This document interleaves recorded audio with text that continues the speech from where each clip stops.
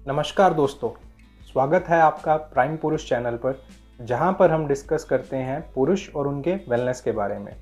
तो फ्रेंड्स, आज हम एक ऐसे टॉपिक के बारे में बात करेंगे जो कि बहुत कॉमन है। जी हाँ, हम आज बात करेंगे थायराइड पेशेंट्स कैसे अपनी मर्दाना शक्ति बढ़ा सकते हैं, या जिन मरीजों को थायराइड है उनको क्या क्या सेक्सुअल ट्रबल आ सकते हैं। तो दोस्तों, ये वीडियो आपके या आपके नॉन फ्रेंड्स जिनको कोई थायराइड की प्रॉब्लम है उनके लिए बहुत इंपॉर्टेंट है, और थोड़ा इसमें मैं कुछ साइंटिफिक फैक्ट्स और रीजंस पे चर्चा करूंगा, जिससे आपको ये एक्सप्लेन होगा कि कैसे थायराइड से हमारा शरीर प्रभावित होता है और कैसे उससे आपकी सेक्सुअल परफॉर्मेंस या सेक्सुअल डिजायर अफेक्ट होती है।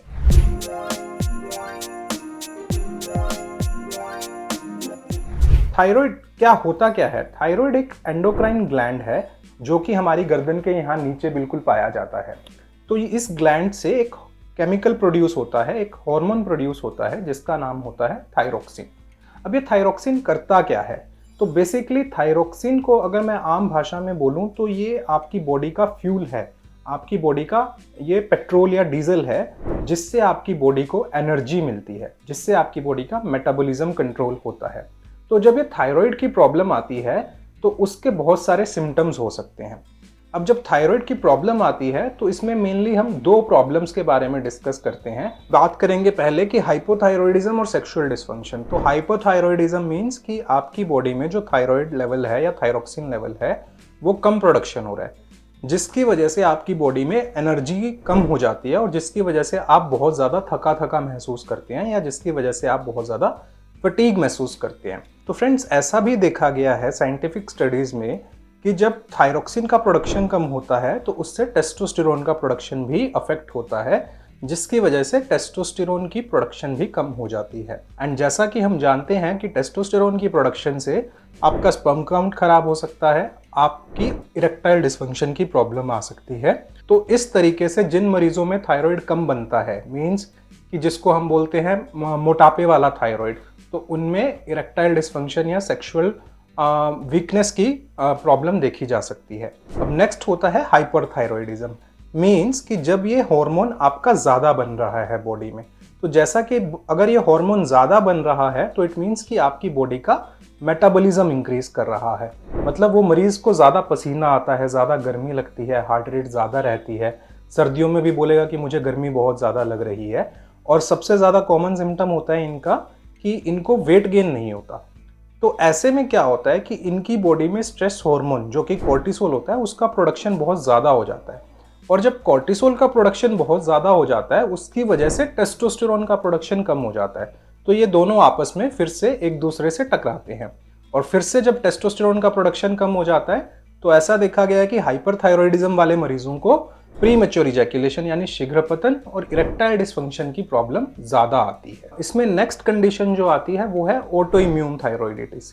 तो फ्रेंड्स, आपको मालूम होगा कि ऑटो इम्यून कंडीशन क्या होती है। ऑटो इम्यून होता है कि आपकी बॉडी की जो इम्यूनिटी है वो खुद आपके नॉर्मल सेल्स को डिस्ट्रक्ट करना शुरू कर देती है।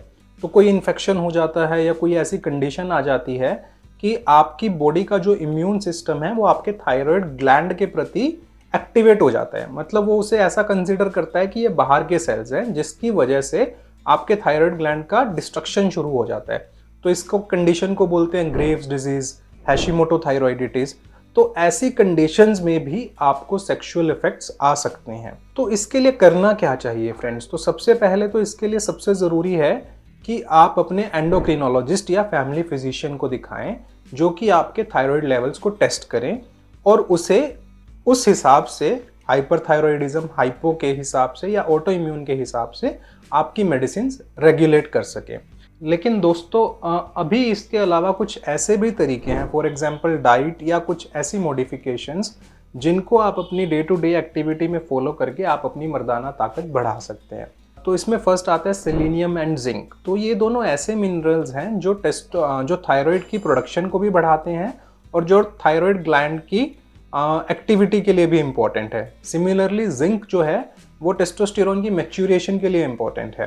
तो ये दोनों ही चीज़ें हैं जो आप अपनी डाइट में इंक्लूड कर सकते हैं। उसमें से कुछ डाइटरी सोर्सेज हैं, for example Brazilian nuts, eggs हो गए हैं, आपकी फिशेस हो गए हैं, मिनरल्स हो गए हैं, वॉलनट्स हो गए हैं, तो उनमें ये मिनरल्स पाए जाते हैं, तो ये आप अपनी रेगुलर डाइट में इनका इजाफा कर सकते हैं। सेकंड इसमें आता है आयोडीन। तो आयोडीन एक बहुत ही इंपॉर्टेंट मिनरल है जो कि थायराइड ग्लैंड की या थायरोक्सिन बनाने की प्रक्रिया में सबसे ज़्यादा इंपॉर्टेंट होता है। तो हम देखते हैं कि गवर्नमेंट बहुत ज़्यादा प्रमोट करती है आयोडाइज सॉल्ट या आयोडीन नमक है, आयोडाइज टूथपेस्ट।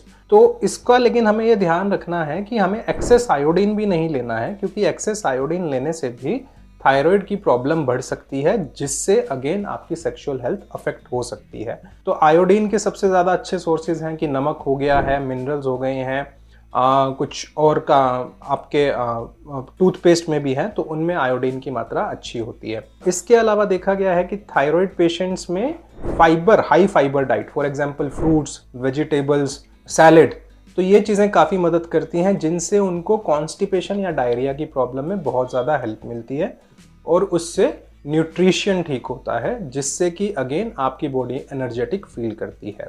अगला जो आता है एक्सरसाइज का कंपोनेंट। तो ये देखा गया है कि रेगुलर एक्सरसाइज से आपकी बॉडी एक्टिवेट रहती है और इससे आपका मेटाबॉलिज्म कंट्रोल में रहता है, जिससे आपका थायरोक्सिन लेवल जो है वो बैलेंस में बना रहता है। तो जब ये थायरोक्सिन लेवल बैलेंस में बना रहता है तो आपका टेस्टोस्टेरोन भी उतना ही अच्छा बैलेंस में रहेगा और उससे आपकी सेक्सुअल वेलनेस भी उतने ही अच्छे बैलेंस में रहेगी। हम कुछ चीज़ें अवॉइड कर सकते हैं, जैसे कि स्मोकिंग और अल्कोहल। स्टडीज़ और फैक्ट्स के मुताबिक इन दोनों ही चीज़ों का नेगेटिव इम्पैक्ट होता है, both on thyroxine and thyroid gland and also on testosterone. इसके बारे में मैं पहले भी डिस्कस कर चुका हूँ। तो इनको जितना ज़्यादा से ज़्यादा हम कम मात्रा में कंज्यूम करें तो उतना ही बेहतर रहेगा। इसके अलावा ये भी देखा गया है स्टडीज़ में कि आप इसमें सोया डाइट या ग्लूटेन डाइट, जिन मरीज़ों को थायराइड की प्रॉब्लम रहती है, उनको अवॉइड करने के लिए बोलते हैं, क्योंकि इन दोनों खानों का थायराइड पे आपके नेगेटिव इफेक्ट पड़ता है। तो ये चीज़ें हम कुछ अवॉइड कर सकते हैं। इसके अलावा आपकी रेगुलर स्लीप पैटर्न, क्योंकि थायरोक्सिन आपका मेटाबॉलिज्म कंट्रोल करता है, तो आपकी बॉडी को एक रिदम भी चाहिए होता है जिससे स्लीप पैटर्न डिसाइड होता है, या जिससे स्लीप पैटर्न से आपके सारे रेगुलर हॉर्मोन्स रेगुलेट होते हैं। तो उसको भी थोड़ा ध्यान में रखना चाहिए। तो इनके अलावा फ्रेंड्स ध्यान रखिए कि आपके रोज़मर्रा का जो लाइफस्टाइल है, आपकी स्लीप पैटर्न क्या है, आपका इनटेक क्या है, एक्सरसाइज क्या है, सब्सटेंस क्या है, इन सभी चीज़ों का थायराइड पे अफेक्ट पड़ता है। तो दोस्तों मुझे लगता है कि आपको अब समझ में आएगा कि किस प्रकार से थायराइड की वजह से आपकी सेक्सुअल वेलनेस अफेक्ट होती है और कैसे ये एक बहुत बड़ा पार्ट है आपकी सेक्सुअल वेलनेस के कंपोनेंट के लिए। तो अगर आपको थायराइड की प्रॉब्लम है, हाइपोथायराइडिज्म, हाइपरथायराइडिज्म, आप अपने फैमिली फिजिशियन से या आप अपने एंडोक्रिनोलॉजिस्ट से डिस्कस करें, ताकि आप इन सेक्सुअल प्रॉब्लम्स को होने से रोक सकते हैं। या जिन मरीजों को सेक्सुअल ट्रबल है तो उनको ये ध्यान ज़रूर रखना चाहिए कि बाकी चीज़ें तो हम देखते ही देखते हैं, लेकिन अपने थायराइड का भी एक बार टेस्ट करा लेना चाहिए कि वो नॉर्मल है कि नहीं है। तो फ्रेंड्स आप मुझे ज़रूर बताइएगा कि ये वीडियो आपको कैसा लगा। आज हमने एक नए टॉपिक के बारे में डिस्कस किया है। अगर आपको लगता है कि मैंने कुछ मिस कर दिया या आप कुछ और मुझसे पूछना चाहते हैं तो आप अपने कमेंट सेक्शन में अपने सवाल या जवाब बता सकते हैं। मुझे उम्मीद है कि ऐसा ये फैक्चुअल जो बेस्ड इन्फॉर्मेशन है आपको पसंद आया होगा। आप चाहते हैं कि हम ऐसे ही टॉपिक्स और डिस्कस करते रहें और ऐसी नई नई इन्फॉर्मेशन आपके पास लाते रहें, तो हमारे चैनल को सब्सक्राइब ज़रूर करें, क्योंकि main wellness is also a priority. Thank you.